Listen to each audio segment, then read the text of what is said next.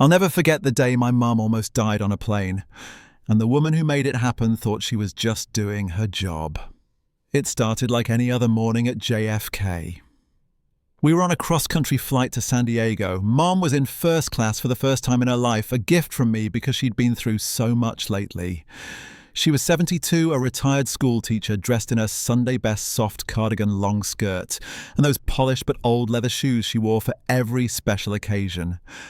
We just settled in when a flight attendant with a name badge that read Cara stopped at Mom's seat. Her voice was sharp, like she was announcing a crime.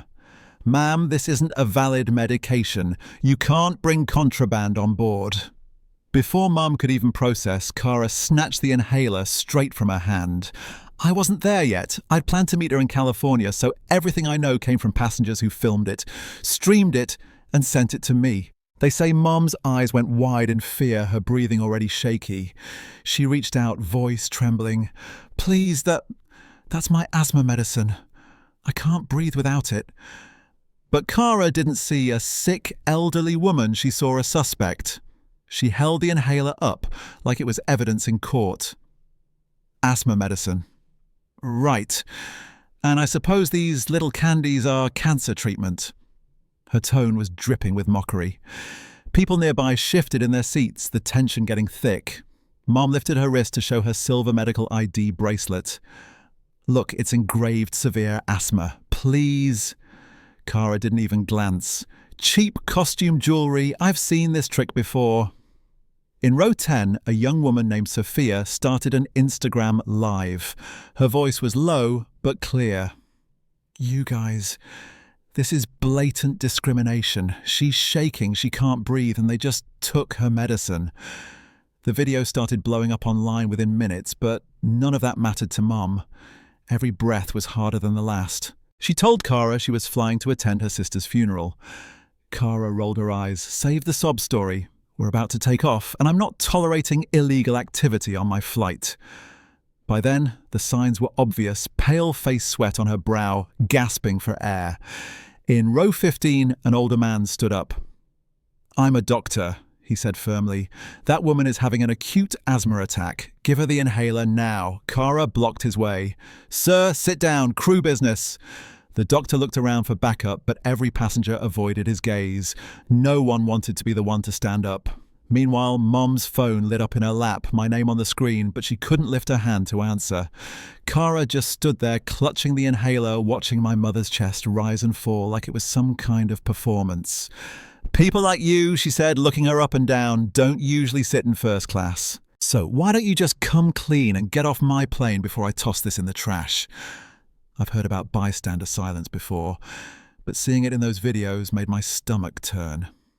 A whole cabin full of people, and my mum was alone in her fight for air. Finally, the doctor tried again. If she doesn't get her medicine, she could die in minutes. Cara smiled, actually smiled, and told him he'd seen too many fake emergencies. And then my mum's phone started ringing again. This time the doctor picked it up, saw my name, and held it to her ear. With the last bit of strength she had, she pressed speaker. "Mum, why aren't you answering? Are you okay?" My voice filled the cabin. Her reply was faint, ragged. "No, I can't breathe. They took my medicine." That was the moment Cara's world flipped. "Who's in charge here?" I said, my voice loud enough for every soul on that plane. "This is Alex Carter, Chief of Flight Operations for West Air." You could feel the air shift. Cara froze, the confidence draining from her face.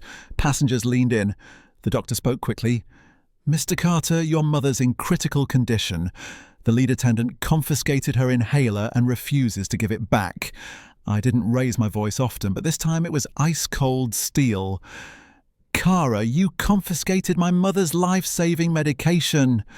She stammered something about unknown origin and protocol, but I cut her off. "She's wearing a medical ID. A licensed physician is telling you she's dying, and you still think this is about rules. You're out of your depth and you've crossed a line you can't uncross." 15 minutes later, I was on that plane. I knelt beside Mum, took her hand. "I'm here, Mum. Breathe slow." Then I stood, turned to Kara, and made sure the whole cabin heard me. You didn't just break company policy, you broke federal law. You endangered a passenger's life because of your prejudice. You have two options: resign here and now, or be terminated and referred for criminal prosecution. Her hands shook as she pulled the inhaler from her pocket, holding it out like it was burning her fingers. I'm sorry. I gave it to Mom, helped her take a dose. Watching the colour return to her face was like watching the sun come back after a storm. The cabin exhaled with her.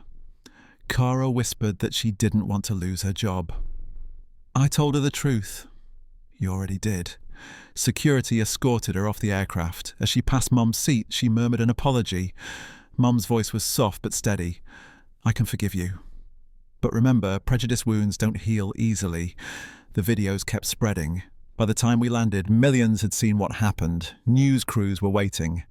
That one cruel act on Flight 227 sparked industry-wide changes, mandatory medical training for all crew, clear rules for handling devices like inhalers and insulin, and a passenger registry for health conditions. Other airlines followed. Months later, Mum testified before Congress.